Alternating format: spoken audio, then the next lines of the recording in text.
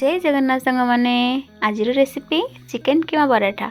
चलतु recipe start करवा। से मुझे नहीं 2 कप अटा, स्वाद अनुसार लुण हाफ चमच और 1 चमच घी ताको भलसे मिक्स करदेली। जेहेतु मु पराठा बनैबी से मत आगे अटाटा को दली रखापी पड़ो। तो मुझे पानी देके अटा को भलसे दली देली। आ गोटे सॉफ्ट डो तैयारी करी ताको मु 10 ରୁ 15 मिनिट रखीदेली। देखी पाते केते बढ़िया से हो जाए अटा। ता ऊपर आउ टिके सॉफ्टनेस पाई मोटी 1 चमच तेल देदेवी। या जोगु अटा बहुत सॉफ्ट हो आम जो पराठा बनैबा पराठा फाटबनी आ बहुत नरम रहिबो। मुझे 10 ରୁ 15 मिनिट छाड़देली। तापर ये कीमा पाई मुझे गोटे पैन रे 2 ରୁ 3 चमच तेल नेली। चॉप करके रखी जो पियाज से पकई दी। पियाज को भाजीदेली तार बास्ना जावापर मुझे छोट छोट कर काटी जो कंचा लंका 1 चमच पकई दी।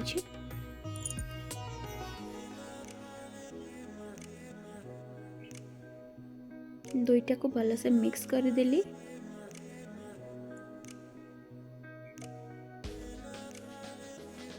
तापर ये अदा रसुण 2 चमच अदा रसुण पेस्ट दे दीची।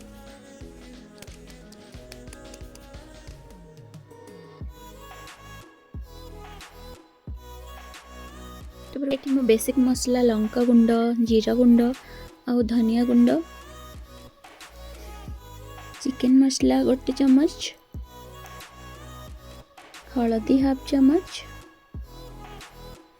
स्वाद अनुसार ये लुण दे दीची हाफ चमच। ताको भलसे मिसई दीची।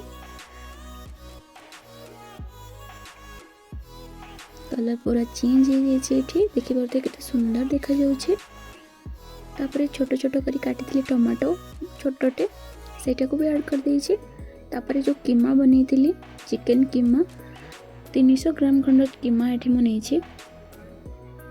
तापर एठी मसला सहित ताको बढ़िया से भाजी देइछे। देखि पारथि केते सुंदर देखा जाउछे। आ एटा बहुत कम समय रे हे जाए। आपण माने आराम से मतलब बेसी टाइम लागबोनी।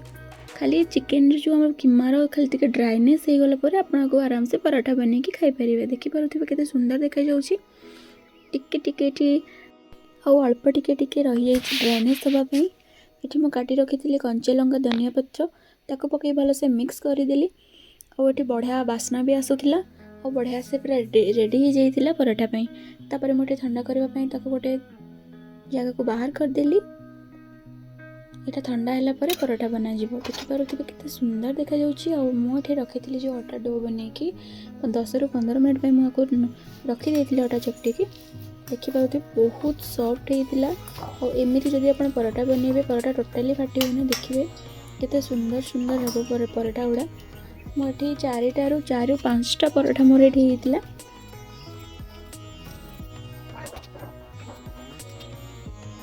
तापर केते सुंदर एठी मु गोटे हाथ रे जदि आपन को पराठा फाटिबो केमती भरिबे इना गोटे हाथ रे सेप ए टाइप रो देई देबे।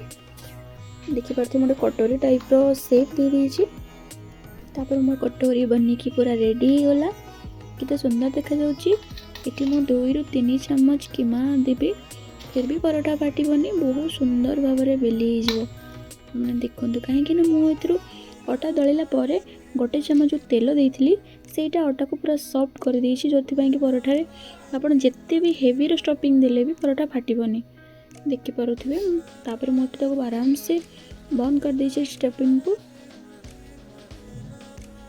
केते बढ़िया हे जाइछि। बहुत सॉफ्ट हे, बहुत सॉफ्ट। एटा खाइबा को भी बहुत स्वाद लागे कीमा पराठा। मु ताको बढ़िया से शेप दे देइछि। देखि पारुथिबे पूरा रेडी हो गला गोल मोटल पराठा रो स्टफिंग। देखि पाते केते सुंदर हो गला।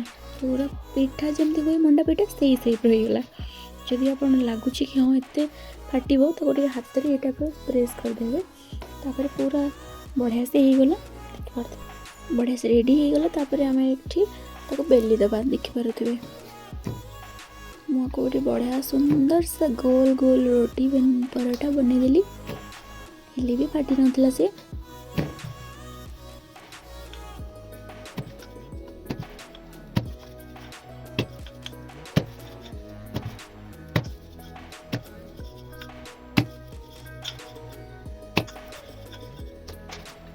रेडी हो गला पराठा। तापर मुझे तावा नहीं जाइली, तावा गरम होला तापर पराठा पकई देछि। देखि परथिबे किते सुंदर ହେଇछि।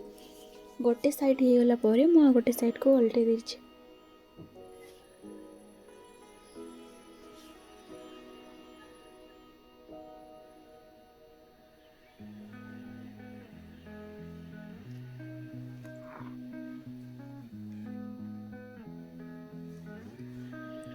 दुई साइड भल से हो गलानी देखि पारुथिबे।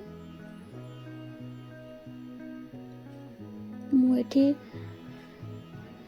तेल दुई साइड हो गला पर भल से तेल दे देला पर से बहुत सुंदर भाव में फुली जीव पराठा और बढ़िया लगे। मुझे गोटे चम्मच तेल दे दीजिए देखि पारुथिबे। गोटे साइड रे दे दिले और गोटे साइड पे देली।